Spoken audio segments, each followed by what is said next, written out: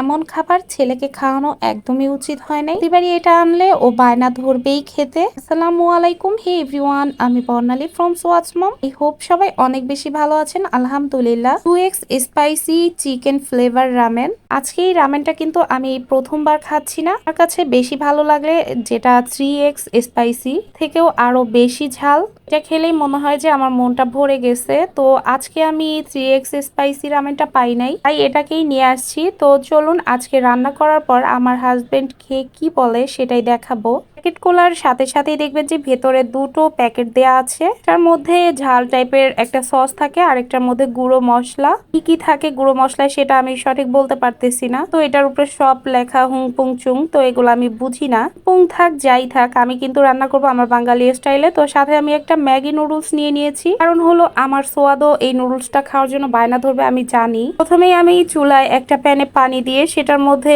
এই তো নুডলসটা দিয়ে দিয়েছি। পানি গরম হওয়ার পরে এটার দাম কত নিয়েছে সেটাও আমি বলে দিব ভিডিওর শেষে। তো এখানে ম্যাগি নুডলসটা দিয়েছি, যখন ওই নুডলসটা একটুখানি সেদ্ধ হয়ে আসছে, তো তুলনামূলকভাবে রামেন গুলো একটু মোটা হয়। আর এটার প্রাইস দেখুন 160 টাকা, সাথে ভ্যাটও আছে। সেদ্ধ করার পর মূলত অনেকে এই মশলাগুলো মিক্স করে থাকে, কিন্তু আমার কাছে কেমন যেন লাগে, তাই আমি এটাকে এখনই দিয়ে দিচ্ছি। নুডলস সেদ্ধ হওয়ার পরই আমি কিন্তু মশলাগুলো অ্যাড করে দিচ্ছি। আর এটাকে দেখুন কি সুন্দর টুসটুসে লাল, বিভিন্ন ধরনের স্পাইসি সস দেয়া এটার মধ্যে। আমি কিন্তু বারবারই বলছি যে এর আগে আমি 3x 2x সবগুলোই ট্রাই করছি, তো আমার হাজবেন্ড কিন্তু কখনোই খায় নাই, কারণ প্রতিবারই খাওয়া হয় বেশিরভাগ আমি এবং আমার ননদ, তারপর ননদের মেয়ে, এরা মিলে। এবার ভাবলাম যে একটু আমার হাজবেন্ডকে নিয়ে খেয়ে ট্রাই করে দেখাই আপনাদের যে তার রিয়াকশন কি হয়। আমার হাতে একটুখানি লাগছে, দেখুন সসটা, হাত লাল হয়ে গেছে। আমার নুডলস একদম রেডি। তো কার কার এটা পছন্দ আমাকে একটু কমেন্ট করে জানাবেন।